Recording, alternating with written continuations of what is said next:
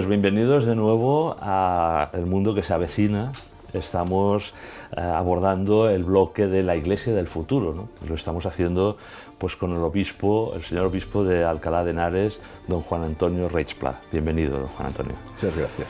Y seguimos un poco abordando en este segundo capítulo, esta segunda semana, pues al hilo de la intervención que Joseph Ratzinger en 1969 pues, determinó casi ya proféticamente, nos dio esas primeras pautas de cómo podía, con humildad, ¿no? Porque lo dice, no hay que hacer pronósticos, porque a veces la intervención, lo dijo en el capítulo anterior don Juan Antonio, ¿no? La intervención de Dios es muy creativa y nos da un vuelco a la historia que no nos lo imaginábamos, ¿no? Pero bueno, Joseph Ratzinger sí que apunta a unas determinadas características de la Iglesia del presente y del futuro que las podemos ir identificando, yo creo, ya en estos tiempos de los años 2020-2021 en adelante, ¿no?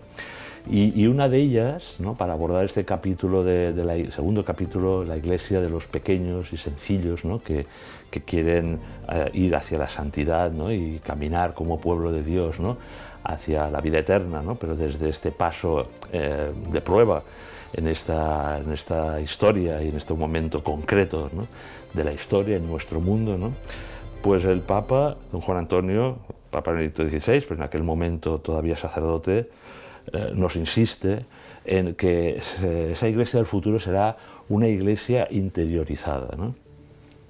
Pero que ese proceso hacia esa Iglesia, ¿no?, que surge más interior, más espiritual, la hará pobre y la convertirá en la Iglesia de los pequeños, ¿no? Eso me da un poco pie bueno, ¿qué le parece a usted, ¿no? Esa idea, siempre se ha hablado de la Iglesia de los pobres, pero él habla de los pequeños y sencillos, ¿no? Mirando la historia, que es lo que nos hace referencia siempre Joseph Ratzinger, no podemos perder nunca esa analogía con la historia. Es decir, llega un momento en que desde Abraham, que es uno, se extiende, viene Isaac, Jacob, los hijos de Jacob, y se va extendiendo para después volver a concentrarse y queda, diríamos, el resto de Israel, que se concentra en un punto, que es la Virgen María. Y todo comienza de nuevo, lo que llamamos pues, la nueva alianza, lo que llamamos la nueva creación, en Belén. Sencillo y pequeño. En la oscuridad, diríamos, de una aldea donde nadie se entera. Y es el comienzo definitivo. Belén, para nosotros, esa meditación de pensar en Belén, cada vez que llega la Navidad, es algo verdaderamente importante. Pero le sigue Nazaret. Y Nazaret es la vida oculta, y son 30 años. O sea, Jesús con María, con José, hacen una inmersión en la historia profunda. Además, tienen que emigrar, tienen que volver. Es una historia de circunstancias, pero es nuestra historia. Y no resplandece nada. O sea, no hay ningún fulgor, no hay ninguna espectacularidad, sino se va sedimentando, se va fermentando, diríamos, lo que va a esclatar como, diríamos, una potencia enorme, que es cruz, muerte, sepultura, resurrección, ¿no? Y desde ahí empieza una realidad nueva con el discipulado, pero también mínima. Jesús, en la oración de la mañana que decimos, dice: te doy gracias, Padre, porque has escondido estas cosas a los sabios y entendidos y se lo has revelado a la gente sencilla. Sí, Padre, porque así te ha parecido. Es decir, parece que esa es la lógica de Dios. O sea, Dios no viene, dice Benedicto XVI en otra ocasión, dice, el nombre de éxito no es un nombre de Dios. Dios siempre, decíamos, para Él no hay nada imposible, de la muerte saca la vida, ¿no? Sí. De la virginidad viene el autor de la vida, es decir, su lógica siempre es la lógica de lo pequeño, de lo minúsculo. Y Jesucristo da gracias, ¿no? Eso no significa que no haya por parte nuestra una respuesta, sabiendo que la lógica de Dios es la lógica de comenzar por lo pequeño, insignificante, pobre, para que se manifieste la gloria de Dios. Y una iglesia que se sabe de los sencillos, de los pequeños, es lo que inicia, diremos, lo que es toda la renovación con la encarnación, muerte, resurrección, ascensión a los cielos y venida del Espíritu Santo, la iglesia. Bueno, pues esa lógica no la podemos perder. Por nuestra parte, es decir, si estamos obligados y presionados a esa iglesia pobre, una iglesia pequeña, una iglesia insignificante, no es por la voluntad, diríamos, de no estar, diríamos, provocando lo que pueda ser alcanzar el corazón de todas las personas, que brillen vuestras obras ante Dios nuestro Padre, porque Él nos quiere como luz, la luz es Él, pero participando de su luz, ¿no? Sé como la sal, que poquito a poquito pues, conserva los alimentos o les da el gusto, digamos, para poder disfrutar de ellos. Bueno, así es la Iglesia. Y si nos vemos presionados por el ambiente de vivir así, lo hemos de recibir como gracia. No como, diríamos, con una moral de derrota, con una moral de decir esto verdaderamente, porque es verdad que Dios nos puede someter a prueba y a prueba dura. El ejemplo más claro es el destierro de Israel. Tienen que salir de la ciudad santa, tienen que dejar el templo. Hay una oración preciosa de Daniel que dice: ahora, Señor, no tenemos reyes, no tenemos profetas, no tenemos sacerdotes. ¿Qué hacemos? Dice: acepta nuestro corazón como verdadero holocausto. Esta es la iglesia de los pobres. Hoy es la primera de las bienaventuranzas. Bienaventurados los pobres en el espíritu, Mateo, pobres Lucas, ¿no? Porque de ellos es el reino de los cielos. No habla en futuro. Porque de ellos, y ese reino es la soberanía de Dios sobre nuestra libertad. Y esa será la verdadera respuesta para que otros reconozcan lo que es el sentido de la verdadera libertad, que descubran en los que dan verdaderamente testimonio de Dios y de Jesucristo que su libertad está ordenada y da frutos. ¿Y los frutos cuáles son? Pues que viven ordenadamente, que van adelante con sus familias, que generan pequeñas comunidades donde han descubierto, en el lenguaje que me decías, un oasis donde vivir en medio del desierto o un hábitat donde la fe con la oración va fructificando. Casi podríamos hacer el símil de el reservorio de esas semillas que bajo la nieve, ¿no? En invierno, pues tienen que estar ahí esperando la eclosión de la primavera, ¿no? Podríamos hacer ese símil, es decir, estamos en un momento en el cual, claro, la sociedad, el mundo, lo global, ¿no? Pues casi es como un gran invierno, ¿no? Una gran nevada, ¿no? Y que las pequeñas comunidades, estas minorías creativas, ¿no? Son las semillas, ¿no? El reservorio de las semillas que tienen que estar a la expectativa, ¿no? De que venga ese tiempo, digamos, de eclosión, ¿no? Que es la primavera y después de sus frutos el verano. Podríamos hacer este símil. Pero están allí, están germinando. Están germinando, ¿no? Por lo tanto, nosotros esto tiene que ser por convicción. Es decir, nosotros estamos convencidos de que ese es un camino de renovación, un camino que responde a la prueba, un camino que acepta la gracia de Dios para verdaderamente tener fuerza, la fuerza de Dios, que pueda ser comunicativa. Hablamos de los primeros cristianos que por atracción otros decían, estos cómo viven. Muy importante para el tema de la mujer, porque eran las mujeres, muchas de ellas, las que atraían a sus maridos para que fueran, y ellos no tenían las fiestas como tenemos nosotros el domingo. Ellos celebraban la Pascua dominical, pero la celebraban antes de ir a trabajar, de buena mañana. Es decir, pero había allí un modo distinto de vivir. Nosotros tiene que ser por convicción. O sea, convicción de que este es un tiempo que necesita la Iglesia para, renovada, purificada, salir con mayor fuerza. Y tener como horizonte el mandato de Jesús, id al mundo entero, predicad el Evangelio, y por tanto, sabiendo que si estamos ahí, no estamos recluidos, sino que estamos germinando para poder dar frutos. Y eso es también el símil del oasis, que creo que ha incidido, ¿no? En alguna de las partes de la conversación. ¿Qué son los oasis? Pues que ahora podemos tomar la imagen del pueblo de Israel, que es nómada y que va por el desierto. Siempre el desierto también es imagen del mundo. Nosotros estamos ahora en un desierto. Sí. En un desierto, nuestro mundo es un desierto, nuestra sociedad es una sociedad postcristiana, particularmente aquí donde vivimos nosotros, es decir, en el contexto de Europa, de Occidente, y por tanto hemos de aprender a caminar en el desierto. Pero en el desierto, es decir, tenemos que generar y hacer posible que aparezcan los oasis. El oasis no es para estar en el oasis y olvidarnos del desierto, sino que cada vez más, por medio de la iniciación cristiana, por medio de generar sujetos cristianos, familias cristianas, comunidades cristianas, aparezcan hábitats donde poder vivir, y eso es un oasis. Pero un oasis aquí, otro allá, otro aquí, puede ir entre ellos vinculándose y poder en un momento determinado emerger para ir ganando terreno al desierto. Es decir, no es nuestra voluntad de retirarnos, sino nuestra voluntad es de vivir con convicción, de vivir de Dios, de vivir de la fe, de descansar en la palabra de Dios, en los sacramentos, en la comunidad, y desde ahí abrirnos, y donde está un cristiano, allí está una luz. Y es una luz personal, o es una luz familiar, o es una luz en el ámbito del trabajo, o es una luz en una serie de relaciones que van configurando la sociedad. Necesitamos los oasis, pero la liturgia, que es, diríamos, la fuente principal donde nos alimentamos, es para vivificar nuestra existencia cristiana, y continúa la liturgia celebrada en la liturgia vivida, que es nuestro ámbito de trabajo, nuestro ámbito familiar, nuestro ámbito de relaciones, para que desde ahí podamos comunicar el tesoro que hemos recibido con la fe. O sea, vivir en el mundo pero sin ser del mundo. Es vivir en el mundo sin ser del mundo, como decía Jesús, porque hoy, diríamos, el peligro más serio para la Iglesia es el individualismo. O pensar incluso como familias que cada uno se arregla por su cuenta las cosas y que puedes resistir frente a una sociedad que deja de ser cristiana, invadida por una serie de medios de comunicación que son invasivos, por las redes sociales, el internet que es invasivo, el teléfono inteligente que es invasivo y que ya desde temprana edad tienen los niños. Eso es un mundo totalmente nuevo.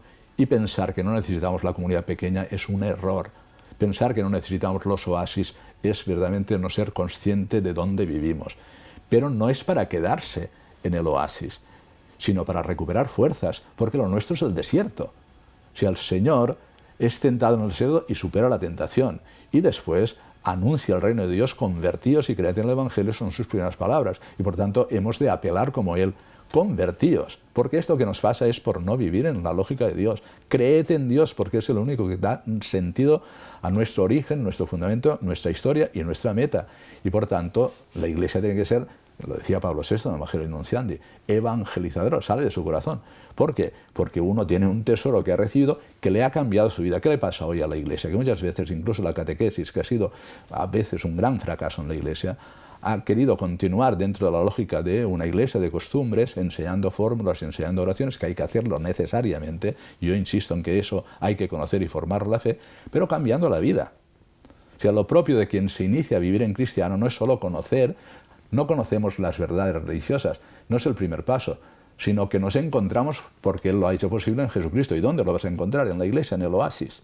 Y desde allí es cuando, como segundo paso, quiero conocer la palabra de Dios, quiero conocer lo que ha dicho y quiero sistematizar y organizar todas las verdades. Eso es el catecismo y uno se va formando. Pero sin el encuentro real con Jesucristo en la Iglesia, y por tanto con una adhesión que es conocer que Dios existe, obedecer sus palabras y sus mandatos que son nuestra vida, y con una confianza ilimitada porque es el Salvador. Bueno, sin esa fe, es decir, no generaremos nunca esa realidad pequeña que después pueda ser contagiosa y pueda llegar a alcanzar a otros. Hemos confundido a veces transmitir la fe con enseñar las verdades religiosas sin el encuentro con Jesucristo, y por tanto hay que recuperar la iniciación cristiana partiendo del encuentro con Jesucristo. Y la gente me pregunta, ¿y eso cómo se hace?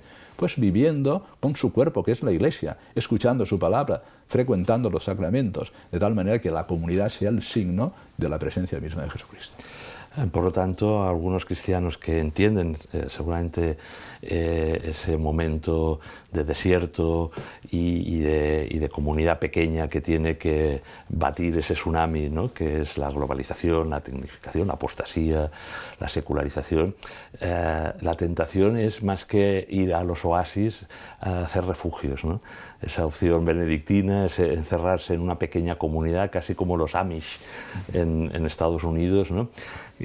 Hay una gran diferencia, ¿no?, entre lo que entiendo yo, ¿no?, por lo que usted comenta, entre estar en comunidades en red, ¿no?, pequeñas, pero asistiendo a esas fuentes que es la Iglesia, sin salirse evidentemente, ¿no?, de la Iglesia, de lo que son los refugios, ¿no?, que está un poco de moda en ciertos ambientes católicos que sí, que ven que el mundo es muy hostil, esta etapa postcristiana, y que la tentación es a encerrarse en una burbuja y a refugiarse, ¿no?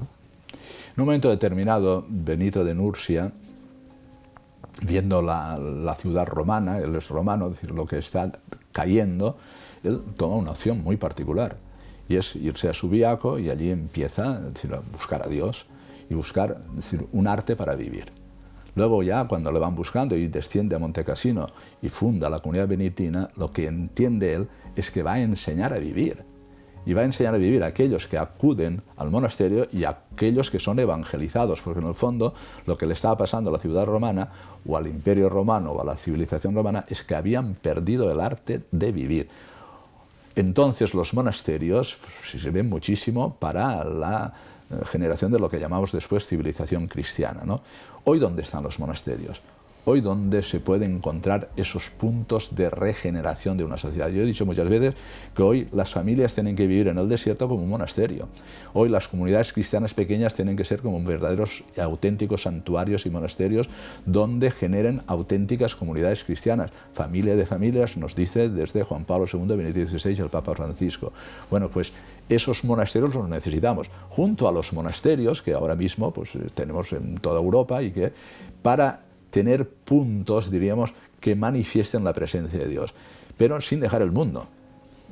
Nosotros no somos del mundo, pero hemos de continuar con la lógica de Dios para que alcance el Evangelio que regenera a las personas a todo el mundo. El Señor no manda a unas ciudades concretas, sino id al mundo entero. Perder esa dimensión, es verdad que cuando hay una sociedad tan, diríamos, difícil y vivimos tanta precariedad en la fe, pues eso, he insistido, necesitamos no refugiarnos, pero sí encontrar los espacios donde los niños puedan crecer sanamente, adquirir todo lo que es la vida cristiana con cultura cristiana y juntos generar una cultura que poquito a poquito se vaya expandiendo. Renunciar, diríamos, a lo que es la dimensión evangelizadora y lo que es la dimensión más de ese carácter social que nunca tiene que perder el cristianismo y el catolicismo y esa, diríamos, fermentación de una sociedad hasta incluso alcanzar el nivel de lo político, eso la Iglesia Católica no lo puede perder. Porque en el fondo nosotros lo que buscamos es la soberanía de Dios sobre la libertad, pero en todos los sentidos, personal, familiar, social, política, porque Él es verdaderamente la verdad y nuestra pretensión de verdad no la podemos perder. Ahora, lo que no podemos hacer es imponer esa verdad, sino el que quiera seguirme, que me venga, y hemos de producir, generar, edificar, por la gracia de Dios, espacios significativos, minorías creativas, que sean capaces de contagiar a otros. Pero nuestra voluntad es de llevar a todos. Sí, en algún programa del Mundo que se avecina hemos hablado de la importancia de evangelizar esta globalización, como casi pues, sucedió con los primeros cristianos en el Imperio Romano, ¿no? Que en aquel momento era pagano, el nuestro es secular o casi pagano también, ¿no? Nuestro mundo actual, al menos en Occidente y bueno, ya no digamos en Asia, ¿no? Hemos tratado en algún programa esa voluntad de una nueva evangelización para una globalización incluso tecnológica, ¿no? Sigo con los comentarios de Joseph Ratzinger porque bueno, ya han salido algunos de ellos, pero cito textualmente, ¿no? Pero tras la prueba de esas divisiones, claro, él habla también de divisiones, ¿no? Surgirá una iglesia interiorizada y simplificada con una gran fuerza, los gérmenes, la germinación que usted comentaba, ¿no? Porque los seres humanos serán indeciblemente solitarios en un mundo plenamente planificado, podríamos decir tecnificado, globalizado, ¿no? La soledad, ¿no? Que usted también ha comentado en el capítulo anterior, ¿no? Esos seres humanos, ¿no? Experimentarán cuando Dios haya desaparecido totalmente. A mí esto me sorprende que lo dijese tan claramente, ¿no? Benedicto XVI, cuando haya desaparecido totalmente para ellos su absoluta y horrible pobreza, ¿no? Entiendo que pobreza espiritual, ¿no? Y entonces descubrirán la pequeña comunidad de los creyentes como algo totalmente nuevo, como una esperanza importante para ellos, como una respuesta que siempre han buscado a tientas, ¿no? Y que no sabían dónde encontrarla, ¿no? Esos oasis que comentaba, ¿no? ¿Qué les sugiere, ¿no? Esta iglesia de la fe, esos, bueno, no dice oasis espirituales, pero habla de esas comunidades a la cual las personas en este mundo individualizado, tecnificado, desconectado de la trascendencia de Dios, se sentirán como muy sedientos, ¿no? Este mundo que llamamos tecnificado o planificado, que se asienta en la autonomía radical del individuo y que está produciendo desde el individualismo una sociedad que llamamos de desvinculación, que empieza por la desvinculación con el propio cuerpo, desvinculación con el ámbito, diríamos, donde hemos sido acogidos a la vida, que es la familia, una desvinculación de la propia tradición, se sale del surco de la tradición, una desvinculación de la propia tierra, de la patria y de sus tradiciones, o una desvinculación de Dios y la religión que produce como resultado final la soledad amarga de quien se siente solo. Tiene de todo. El vacío. El vacío, tiene de todo. Pero ¿qué le pasa? No tiene esperanza. No tiene esperanza, pero además ha alcanzado, por el poder organizado, planificado que produce el individualismo, lo que no solo es la soledad, sino el no tener sentido para vivir. Sí, porque es lo peor que le puede ocurrir a una persona, decir, bueno, yo he sido plantado en la existencia, yo no me he llamado a mí mismo, y entonces, ¿qué sentido tiene vivir? El que le des tú, no hay más, ¿no? Y al final ves el horizonte de la muerte, y dices, pero ¿esto qué es? ¿No? Y eso da como resultado de esta sociedad desvinculada, pero después la soledad amarga del individuo que, habiendo ya prescindido totalmente de Dios, se queda sin horizonte. Bueno, ahí es donde viene la reflexión de Benito XVI. Cuando hayan ya experimentado una sociedad planificada que ha afirmado la autonomía radical del individuo, ha afirmado que la libertad es la posibilidad de todas las posibilidades, hasta una realidad, diríamos, que vivimos de lo que ya profetizaba un profeta de la sospecha, en este caso Nietzsche, el nihilismo. Bueno, allí la Iglesia tiene que ofrecer la respuesta que genere todo lo contrario, es decir, una sociedad pequeña, pobre, pero donde hay vínculos, donde hay tradición, donde hay fundamento para poder vivir, donde hay raíces profundas y donde hay horizonte. Horizonte quiero decir, hay esperanza y por tanto vemos el sentido del vivir y la meta, ¿no?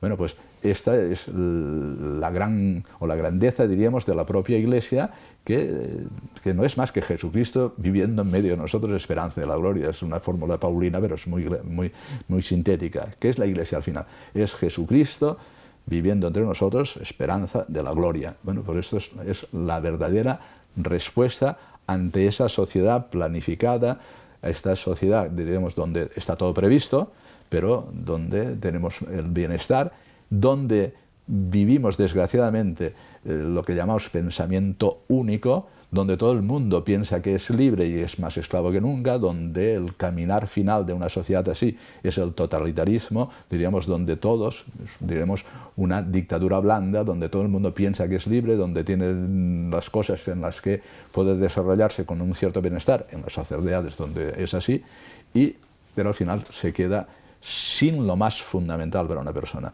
Y es que si sabes que tienes ese deseo de infinito y estás habitado por el Espíritu Santo, es como un grito permanente que no encuentra respuesta. Y entonces, bueno, lo de Camus, lo más, diríamos, auténtico de una persona sería el suicidio, ¿no? Efectivamente, ¿no? Y a eso van en algunas sociedades, ¿verdad? A facilitar el suicidio por la soledad a través, pues, de la eutanasia, etcétera, ¿no? Para ir finalizando, nos quedan algunos minutos, pocos ya, para ir caminando hacia la santidad, ¿no? El tema de la santidad yo creo que es importante en estos momentos, que parece que, bueno, que no está de moda en ciertos ámbitos, incluso católicos, ¿no? Pero sí que en otros ámbitos católicos, ¿no? que están en esas comunidades que intentan por la oración, por los sacramentos, ¿no? Por la gracia, ser ese reservorio, ese lugar germinante, ¿no? El papel de que todos podemos ser santos, ¿no? Que parece que es un mensaje nuevo, pero que ya lleva muchísimo tiempo, ¿no? Desde San José María Escrivá de Balaguer, Papa Francisco últimamente, ¿no?